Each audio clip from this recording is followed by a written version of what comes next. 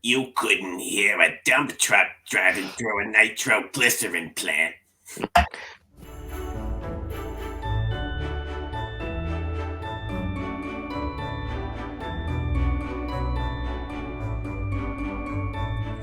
Happy Festivus, wonderful humans. And Merry Christmas. And Merry Christmas and season's greetings. Feliz Navidad. I think I said that last week. Maybe, yeah. Meli Kalikimaka. And happy early New Year. That's true. But yeah, before we blow any horns, it's not Christmas yet. This is our final Christmas episode in a 4-part Christmas special.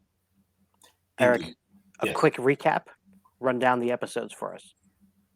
Let's see. We did last week was intellectual property games, which just happened to be quick Funko games. And before that, I think it was reskins. Mm-hmm. And then the first one was stocking stuffer ideas. That's right. That's right. Our gaming gift ideas. And finally, here, the granddaddy of them all. This is just straight up games that are about Christmas. Games that I like to play on Christmas. Yes, our favorites. Or Christmas Eve. Or Christmas Eve. Yeah, but saving them towards the end. Yeah. Right. Just like when you don't watch like the best movies, like December 1st or 2nd, you kind of wait a little bit closer. I used to do that, and now that I have 2 kids and no time, I watch them. This year, I watched as soon as possible. We watched Elf already. We watched, National Lampoon, Snoopy, Garfield, everything that we love, we watched. But all of it's streaming. So, I spent, so many years buying DVDs and everything and Blu-rays so I could watch all these movies. And I don't even feel like getting them out and putting them. I just see what's on Netflix or Hulu or Disney or HBO Max or whatever. But unfortunately, for all you Muppet fans out there, all you can find on Disney is It's a Very Merry Muppet Movie, Muppet Letters to Santa, just this Muppet Christmas Carol. Okay. But they have one called A Muppet Family Christmas, which is the best one by far of all of them. They all go to Fozzie Bear's mom's house for Christmas, and they're hanging. Sesame Street Gang is there. The Fraggle Rocks are there too. Like it's cool. There's a lot of different, like, I want to say cameos, but they're Muppets, so there's just a lot of different Muppets and puppets and whatever's throughout the entire movie, and it's my favorite. And that one's not on Disney Plus? That one's not on anything that I can find. I mean, I have it on DVD. I'm just so lazy.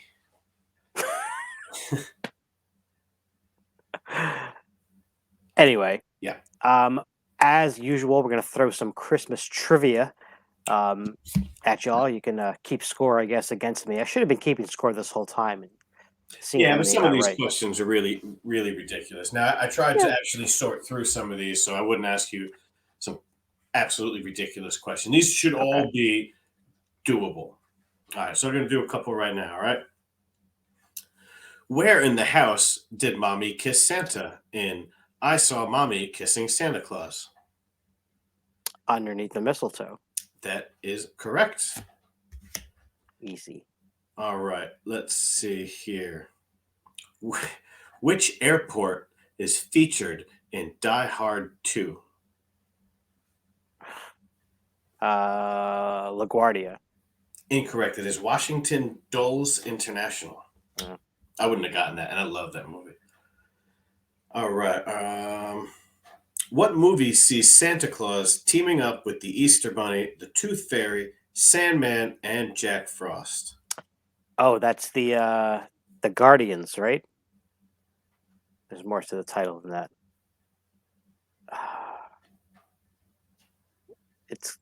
I don't know. Guardians. Rise of the Guardians. Okay, don't say and. I was there. I mean, if this was, a game show for money, you did not get the full answer, unfortunately. But it's not, so sure, you can have points. Okay. True of false. It says that in here. I remember we might have read this one.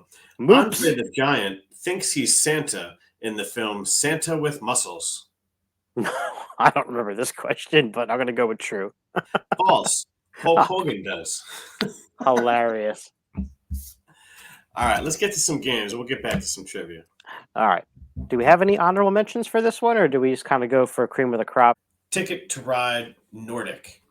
I know it's not really Christmas, but on the cover there's like this little gnome dude that if you look at him, you're like, huh, is that Santa Claus? He does have kind of a Santa-y hat on. Yeah, yeah. You got All one? right. Well, now I do now. Figured you would. I'm gonna go with Carcassonne Winter Edition because I'm pretty sure there's some reindeer on there in one of those couple of those tiles, and even maybe Santa himself. There's definitely Santa and some reindeer. There's Well, I got the gingerbread man. yeah, the gingerbread man as well. But yeah, absolutely. Sweet. All All right. right. Thanks for saving it. You got it. All right. I'm up first, I think, right? Yeah, I think so. Okay. My first game is based on a very popular Christmas song, one of which I think last video was even one of our trivia questions, and I did not even understand the question enough to get an educated guess. And that is the 12 Days of Christmas. So this game is called 12 Days. 12 Days is simply a card game. The artwork is really cool looking. It's got this stained glass effect. So even though there's not a wide variety of different styles of art, well, I mean, there's 12 plus a couple extras. It's really pretty to look at. Basically, in the deck, there's 12 12s, 11 11s, 10 10s, etc. Plus a couple of these Santa and Mrs. Claus cards. And this is kind of like a trick taking game. So for each day, you're going to start with day one, and you're basically like auctioning off that card. Everyone's going to pick a card from their hand secretly and then reveal it. And the lowest card wins and takes that point value. However, before you do that, you pass a card to your left. I think you might alternate left and right. I forget. But essentially, you're passing cards, then playing one, and then getting a new card from the next player, and so on and so on.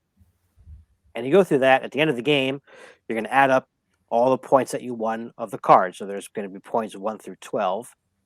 In addition, though, any remaining cards in your hand, you go through all the numbers of the days, and if you have the most of that one, you get that amount of points as well.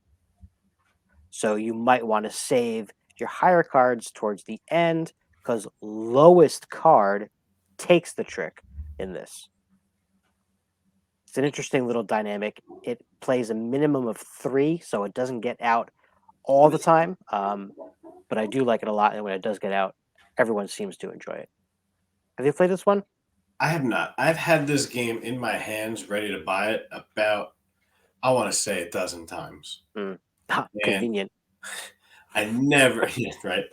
I never ever pulled the trigger, mainly because of that 3 to 6 mark, right? Yeah. You know, like most of my game, they got to play at least 2 in order for me to play it at home, because most of the games we play are going to be 2-player. Yep.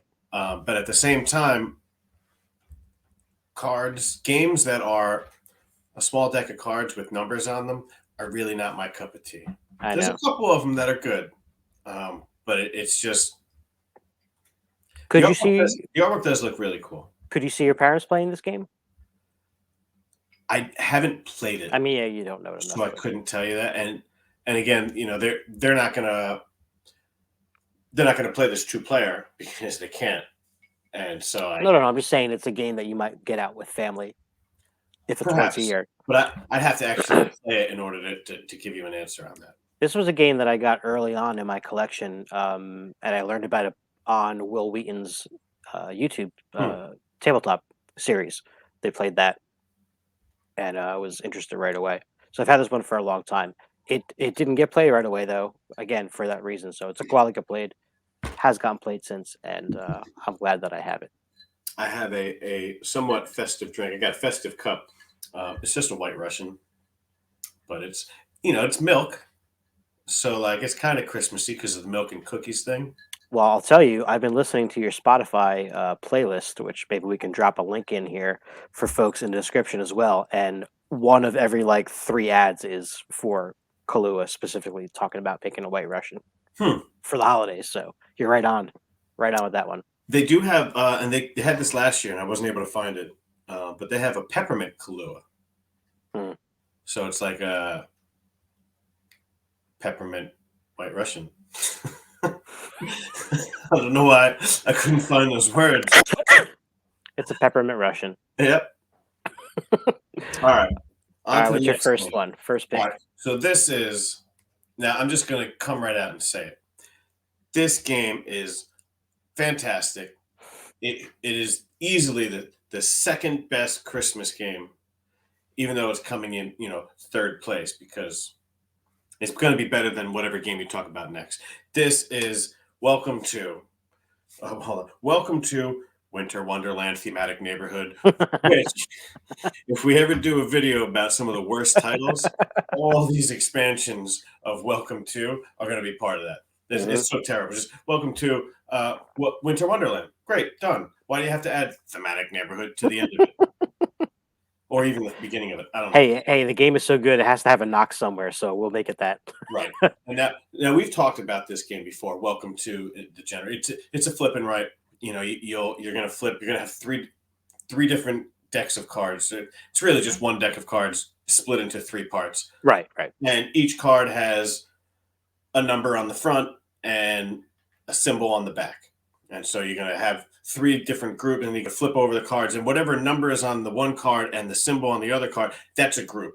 And then you're going to get to pick one of those three groups, and you have to choose the number and the symbol associated with it. Write the number in one of your houses and do whatever it is that the symbol tells you to. And I'm not going to get into that because, like I said, we've talked about this. So, real quick, this is a game by Benoit Turpin. Plays 1 to 100 players. It plays in about 25 minutes, which is about right, I would say. Maybe 35 minutes or 40 minutes if you have, a number of players and babies keep waking up and you have to constantly.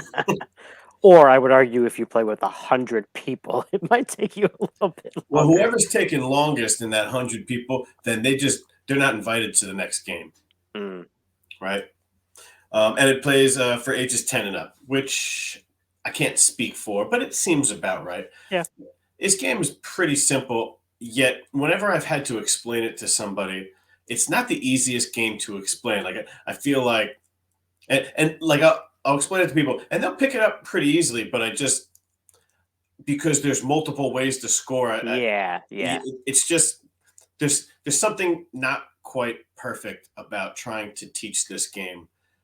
But anyway, let me just go on. No, but you're right though. To your point, it's the main mechanic of it is really simple. You're just writing numbers in ascending order most of the time, right? In three different rows. But Right. to your point, all those icons on all those cards and all those actions that you can do and all those ways to score points at the end of the game is highly strategic Yeah. and takes a lot of reminding for sure. I mean, listen, I've played this game with you a ton, and up until maybe like last year during the pandemic, I asked you a lot of questions still every time we sat down to play that game because I forgot one thing. Right. So yeah, there's a lot going on for sure. Yeah, there is. I guess, a better way to put it is, it's not the easiest game to. It's a simple game to learn, but it's not the easiest game to get good at. Yeah. So anyway, you play the game and you're writing numbers in these different houses to fill up a street, and they have to go in numerical order. From I think it goes from 0 to possibly 17, depending on whatever, and that's basically the gist of it. Now, what this Winter Wonderland expansion adds, it adds three new scoring cards at the end. So you're going to have scoring cards that, if somebody scores all three, then the game is over. But they'll be like, like have a group of 3 houses, a group of 4 houses, a group of 5 houses, and a group of 6 houses, all fenced in. Simple things like that. And so it adds 3 new ones, which all the expansions do. They all add 3 new cards that you can choose from for the final scoring card. But it also adds an extra type of scoring during the game for having, like, I guess, the longest set of adjacent houses with consecutive numbers. So if you have 2, 3, 4, 5, 6, 7, 8, 9, 10, you've now got what, I don't even know how many numbers, was it 8? and then you get 8 points at the end of the game for having 8 consecutive numbers all adjacent to each other. Right. And not every game you play is going to be like, so, you're going to play this, and each row, each street is going to do that. So you could technically get a lot of points from doing that.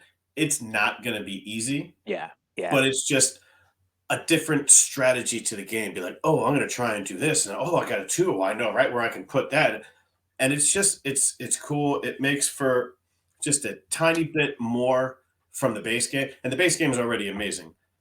But and then not only that, but look at the board, right? It's got some Yeah. snowman. It's got those Christmas lights on top. It looks like what I want a neighborhood to look like around Christmas time with decorations and lights. And I love driving around and looking at Christmas lights. We went out the other night, just Just with that purpose. just with that for that purpose. We just drove around, and it's always only 2.5 years old, so she doesn't really get it. But like we like look at the lights, she's like lights, and she does. She likes it, and more. And we're like, all right, you gotta wait. That's awesome. Yeah, these all these expansions are cool. I think that one is the coolest looking map of the expansions because of the whole winter thing. The Halloween one's pretty cool. Yeah. Yeah. The Halloween map is pretty cool. All right. How about some more questions before we go into our second picks? All right, let's see here. Who was the singing voice of Jack Skellington in The Nightmare Before Christmas? Wasn't it Danny Elfman himself? It was indeed. Hmm. Name the two rival department stores in Miracle on 34th Street. There's Macy's and is it Gimbals? It is Gimbel's and Yeah. Macy's. Okay, all right. What was the name of the Grinch's dog in the Dr. Seuss book, How the Grinch Stole Christmas? Max. Correct.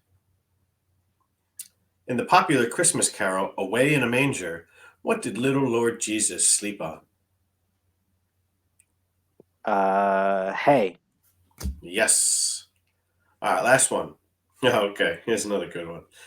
Who is John McClane hoping to see for Christmas God. when he encounters terrorists in Die Hard? His wife. His wife, Holly Gennaro. Oh, wait, his estranged wife. Mm. So, a lot of people like to say that Die Hard's not a Christmas movie. And I know most of them are just, kind of being jerks. But this is a Christmas trivia game, and it's bringing up Die Hard. So, there's some movies out there that take place during Christmas. But Die Hard, there's a lot of Christmas going on in that movie. All right, let's go to the next game. Next game is all about what Santa's, the elf's job is really making toys. And this one is called Santa's Bag. This is a game with just, again, a bunch of cards. And they're square. So there's that, a little bit different. There's basically some cards that are toys you're trying to make, other cards that are children who you are making these toys for. And then the not square cards are basically supplies, materials. Very, very simple game. The toys are out and they have some materials on them. So the doll, you need, fabric and wood and yarn or something like that. If you have those three things in your hand, put them down. You build that toy. You take that toy and the kid that's on top. The values of the cards are just 1, 2, and 3 for both the kids and the toys. So the most you can get, the best combination is 3 and 3 for 6 points. Worst is 1 and 1. That's the whole game. I don't love that artwork. I don't love it either. This game is okay.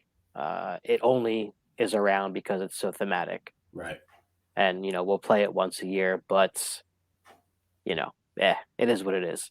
No, I do think that it's cool that you're using, fabric or whatever to make toys. I think that's interesting, and we'll touch a little bit more on that for my next game. Mm. But this one also has trading, like you can trade cards. And I mean, again, this goes a lot to what we talk about all the time. Playing this with two players, trading is like, don't even ask. Like you're Yeah, not it's going like to auction. I'm It's the not going to same give thing. you I'm not going to give you this card. Obviously, I know you Right. want it. I'm going for the same thing you are.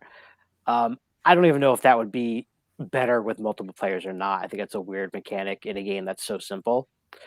And that's pretty much it. You can play a long game to 10 presents total, or oh no, that's a short one. The long one I think is 20. So it has that cool little dial there that you spin to keep track of how many toys are made. I guess there's that. And there's some fairy dust or elf magic or something like that for like a wild card. And that's pretty much it. So Santa's Bag, right on point for Christmas. Not the best game, but it's only going to take a few minutes once a year. Why not? You heard it here first, folks. Santa's Bag. Meh. All right. Let's get a couple more of these. Uh-huh. All right, and then we'll get into the best Christmas game. Of Christmas all board time. game for board gamers. Not this isn't a kids game. This is a board gamers game of all time that I know of. I guess can't say of all time. All right, but first, what color duo is popular at Christmas besides red and green? Silver and gold. That is correct. What did Grandma go out for in the song "Grandma Got Run Over by a Reindeer"? What did she go out for? Her pills? Well, technically, it's her medication, but I'll give you that one. All right. She forgot her medication and she staggered. All right. Let's see. What was on this one? Oh, who was the voice of the Grinch in the 1966 animated classic, How the Grinch Stole Christmas? Uh, Thurl Ravencroft. That is incorrect. For somebody who Oh. loves the Grinch so much, Oh wait, that's the guy who sang the songs. Boris Karloff. you already got it wrong. But yes, it's Boris Karloff. Hmm. It's very disappointing. Oh please, I gave you an extra piece of information. Okay. Extra credit. What does Frosty the Snowman say when he comes Happy to birthday. Say it like him, though. Happy birthday. All right. Okay, last one. What did I? Oh. Irritating couple Kevin Spacey and Judy Davis are taken hostage on Christmas Eve by who in The Ref? Dennis Leary. That is correct. All right. Here's the last game. I love this game. This is one of my favorite games. This is my favorite game to play on Christmas Eve or Christmas. It's so thematic. It's oozing theme. Let's throw it up there so I can start to talk about the picture. This game is called Santa's Workshop. As you can see, it's got, if you look at the meeples, they have little Santa hats on them, and some of them have legs, some of them have skirts. Some of the Santa hats are just off to the side a little bit. So each color, there's red, green, and I don't know, two other colors that we don't use because we play a two-player. And there's a boy meeple and a girl meeple with a straight up hat, and a boy meeple and a girl meeple with a hat tilted off to the side. So it's kind of cool that they have girls and guys just equally represented with these cute little elf meeples. And then, there's also the Christmas tree. So this is a game by Keith Ferguson. I think it was published by Rio Grande Games. 2 to 5 players. Takes about an hour, and it's for ages 14 and up, which is unfortunate considering it's so thematic with. So what you're doing is you're filling Santa's orders. You're building toys. These cards here are little they're letters to Santa, and then you flip it over, and like you can see this one on the picture right here, it's a baseball mitt. And so you have to use 3 purple cubes, and that's fabric. So you're building this with 3 pieces of fabric. And once you build that, you get a certain amount of points. And that's really thematic. And I love that. And those green things down the bottom are, I don't know, some other kind of token that you get. But you have to get those for every card. I just forget what they're called. This is a worker placement and resource management game about Santa Claus. So on one hand, you feel like, oh, this is going to be a game for ages 7 and up. But then the box says 14 and up. And you're managing your resources and putting out your workers and trying to do this stuff. And it's a lot of fun. So you can use, I think there's metal and wood. Oh, well, let me just go by the pictures here. So even the scoring track on the outside, every 5 pictures or so, it's like a star, a bell, a Christmas tree, snowman, and a gingerbread. And they're all like cookies. So that's the map. the picture on the right over here, that's the reindeer stables where you're like Hmm. feeding them cookies in order to get, some extra kind of thing. And then the rooms are the different workshops. One of the workshops you'll get fabric, one of them you'll get wood, one of them you get metal, and the other one you can get plastic. So when these orders are coming in, you can go real cheap and just be like, all right, I'm just going to fill this one up. Oh, you want a nice, like nice sled? Well, it's supposed to take, 3 wood and 4 metal. I'm just going to make it out of 7 plastic. You can do that, but you're not going to get as many points because the kid's not going to be as happy. And so I think it starts like maybe 9 days before Christmas. You have 3 days of gifts, and then Santa checks, and you get a certain amount of points, and then another 3 days, and then Santa comes around, you get another certain amount of points, and then the final 3 days, and then it's Christmas Eve, and Santa goes and delivers all the toys that you made.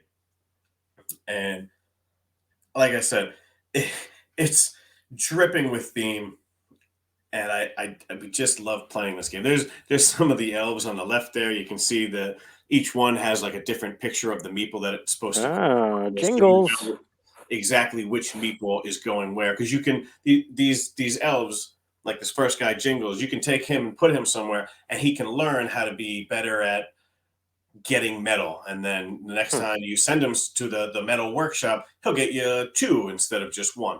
Okay. And then you can also get coal somewhere too in the game. But if I ask you every Christmas, I guess I ask you, oh, you've played this game, right? And you've never played this, and it just feels like a game that I can't believe, because we hang out and play board games like around Christmas time and every year except for the last 2 years, and I can't believe that we haven't gotten this one to the table with you, because I it's feel like I looked for this too, and it's out of print. I think it's hard to find. man. Now I do have one knock. This game, you can play this game, and especially during crunch time, like like New Year's Eve, Christmas Eve, or on Festivus the 23rd, when you're like, all right, I got like this last day, I gotta make all these toys so I can get, I gotta make this huge toy over here. It's gonna give me like 20 points or something. I'm gonna make a 10-speed bicycle.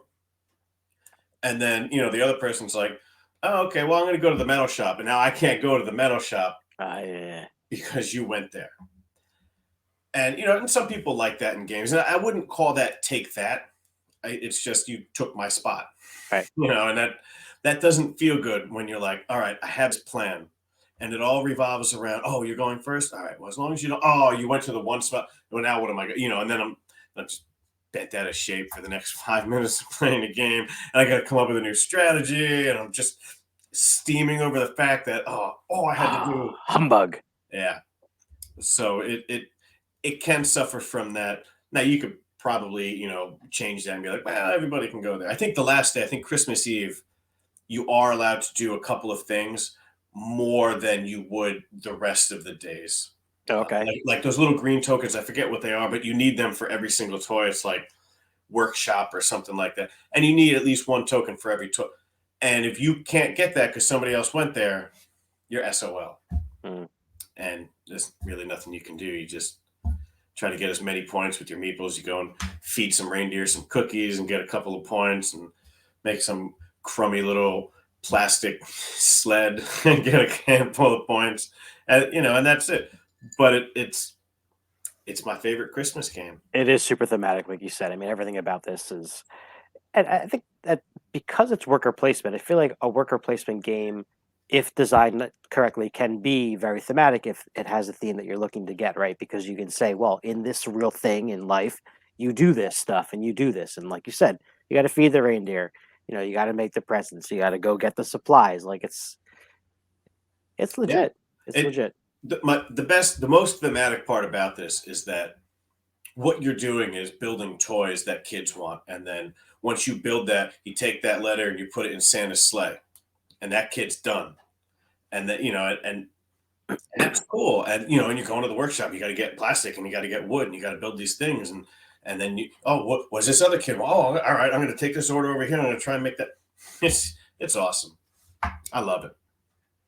Well, there you go, folks. The game of all games for Christmas time. Check it out. I hope that you enjoyed this video. I hope that you've enjoyed all the Christmas videos we have. We really appreciate all of you watching and really, really appreciate when you guys leave comments. We love to hear from you. It means a lot when you make a comment and reply. We get to reply and stuff like that. So please keep doing that throughout these and forging into next year when Board Game Dads gets into 2022. So wait, so what do we have planned for 2022 so far? It's going to Uh, be next week. I don't know. See I you guys don't next know. week. We'll do something. Now we We are we going to will do do. a Yeah. best of 2021. Yes. I've already put a little bit of thought into that, and there's a couple games that like came out in 2020, but like not in English, and then the English version came out in 20. So I'm kind of on the fence about them, but I some really cool games came out in 2020. I mean, some really cool games come out every year, but there's a number of them that I'm really excited to talk about. Yeah. We'll And I'm glad probably you brought wait. that up.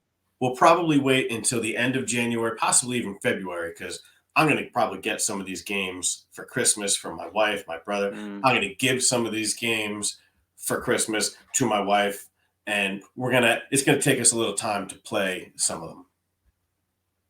Well, let us know that also. If you humans let us know your favorites of 2021, maybe we'll throw up some of the comments when we record that one and Oh, get that'd some be feedback awesome. from y'all. Yeah, so let us know what your favorites from the year were. Yeah. And if you don't hear your comment mentioned during the first 9 games, it's because it's number 1. All right, and with that, Eric, I know you've been waiting a long time for this final sign I off. have. I like to say, happy whatever holiday it is. This is my favorite time of the year. I love Christmas.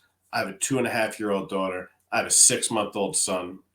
And I am so excited about Christmas this year. We bought way too much stuff for her. I'm really excited about the gifts I got for my wife, the gifts I got for my brother. And I'm really into the giving this year. I know earlier, maybe like 2 or 3 weeks ago, in one of the videos, I was talking about how, it's kind of sometimes about the getting. And it might be this year. Who knows what I'm going to get? But I'm so excited about the faces and the just the reactions Yeah. Oh yeah. when I give some of these gifts that are just completely unexpected. They give me a list, I get a couple of those, and then I try to get a couple of the other things. And it's gonna be a Those good. It's gonna be a yeah, good those mean a Christmas. lot. So I want to say Merry Christmas to everybody out there. If you don't celebrate Christmas, but you're still watching this video, that's awesome. I appreciate that. Happy holidays. I hope the Christmas season, which you can't avoid, you don't have to celebrate Christmas, but I hope your Christmas season is also enjoyable. Just people are a little bit nicer, hopefully, and yeah. And Happy New Year too, because we probably no, I guess we'll get a video up before New Year's. It won't be a We'll New see. Year's video because we're kind of, what are we going to talk about? Holiday flux again? Well, We might. we might. You never know. All right, folks, that's it. We'll see you next time. Merry Christmas. Bye. See ya.